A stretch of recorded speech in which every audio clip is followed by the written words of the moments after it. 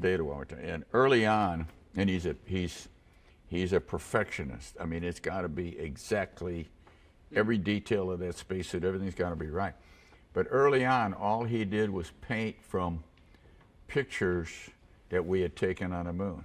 And then later on, and you know, after he'd done it a few years, he took a little artistic license and created what might have been, and had a picture of Pete Conrad and Dick Gordon and himself on the surface of the moon. Well, the three of them were never on the surface of the moon, but that's an all-Navy crew, and so he did that, and he's just there's nothing he can't paint, and it just gets better and better all the time.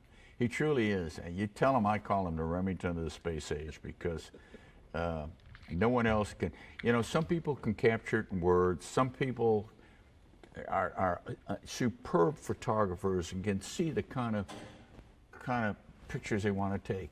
But Al, there's nobody has ever done what Alan's done in terms of painting, with the colors and with the dimensions and with the, it's just strictly space. Now to change gears to Apollo 17. 17. Your command.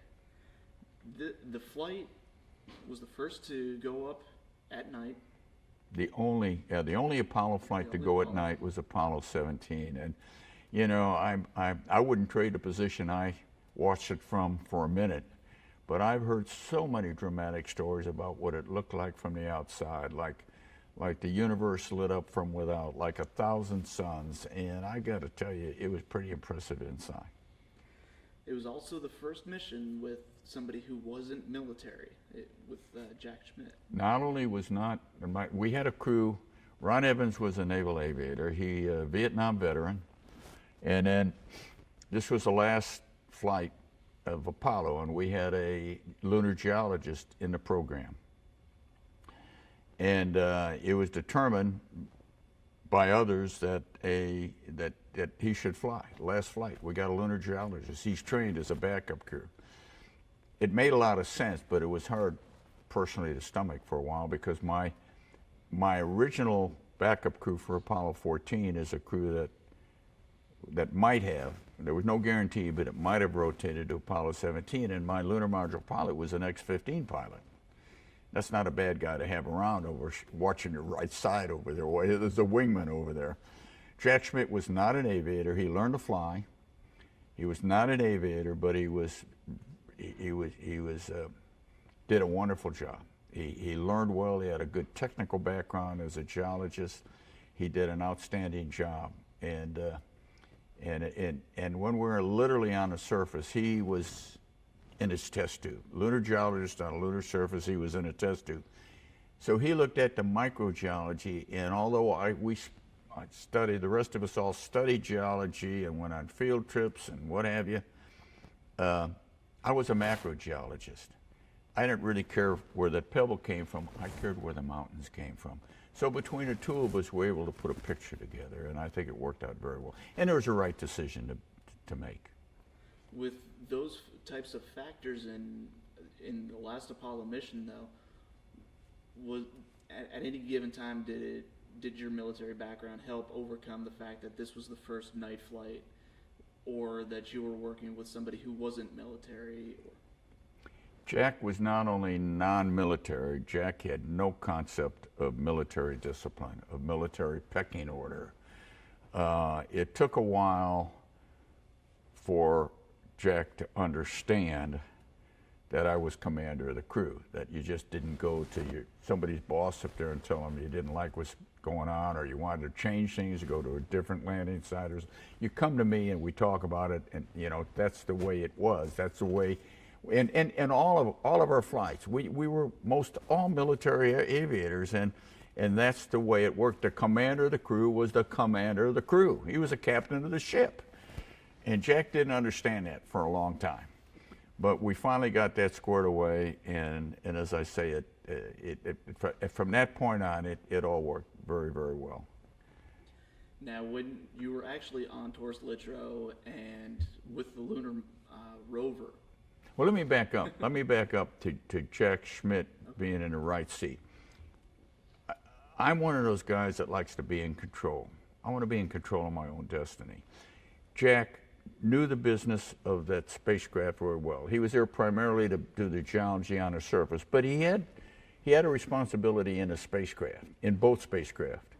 And you got to remember, I've been in his position both in the command module and in the lunar module on Apollo 10. I knew that side of the spacecraft like the back of my hand. Well, when I was also over there, I learned I like to know as much as I possibly could. And so I was very confident in the job that he was to perform. And now I'm on the left side of the spacecraft as commander, effectively in control. But I was very confident that if we had a problem or a question or had to do something that had to be done on the right side of the spacecraft, I could either tell him what to do or do it myself. So, you know, I'm a control freak in that respect. If I'm out there on the way to the moon 250,000 miles away, I guarantee you I'm going to be in control of my own destiny. You know, I fully understood that we were vulnerable to a whole host of unknown potential problems.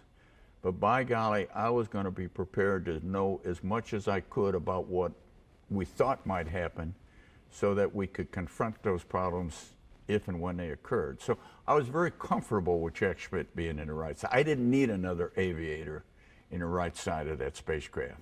Not that I could have flown it myself, but I was confident that I could make sure he was doing what needed to be done. But the lunar rover, and I would imagine that you probably understand where I'm about to go with this, but you had a problem with the fender, and the fender had broke off, and the technique that you used to fix it, was that similar to something that you might see on the flight deck, where you just might need a little spit and glue? A little innovative. The problem with the lunar rover fender on the surface of the moon was not a problem with the fender. It was a problem with the commander, with me. Because I had, the lunar rover basically had to be unfolded and assembled on the surface of the moon. And we had telescoping plastic fenders. Everything was light, weight was important, so everything was as light as possibly could. The wheels were just woven piano wire is what it was. And we needed the fenders to keep the dust, the rooster tail and dust, from going over the top of everything, on your visor, on the equipment, on everything. It was dust is another problem, very detrimental. And I had a habit of putting my rock hammer in the pocket down here, and I was working around a lunar rover, and I caught the hammer under a piece of that fender and popped it off. So it wasn't the fender, it was the commander. And very innovatively, we tried to find a way. We had to fix that fender or make a fender do something. And innovatively on the ground, they came up with the go-ahead and taking 4 geology maps that we had. We had many extra geology maps, and taping them together and then clamping them on the fender. But we couldn't do it outside the spacecraft because, you know, you get tape and you get dust on it, it doesn't stick. We had to make the fenders that night inside the spacecraft, take them outside the next day, and use a couple light clamps that we held lights on in the lunar module to clamp the fender on. And the unique thing about that little fix is the tape happened to be duct tape. You know, never leave home without duct tape, even when you go to the moon. But it was an innovative thing. When you have an emergency, when you have a problem, you got something to be fixed, and you can't call roadside assistance at that point in time, you come up with a fix. Now, it might take you, you might have to take that bird down to the hangar deck for a few hours and recycle it and put it on the next launch. But if it's that kind of problem, you can come up with a fix.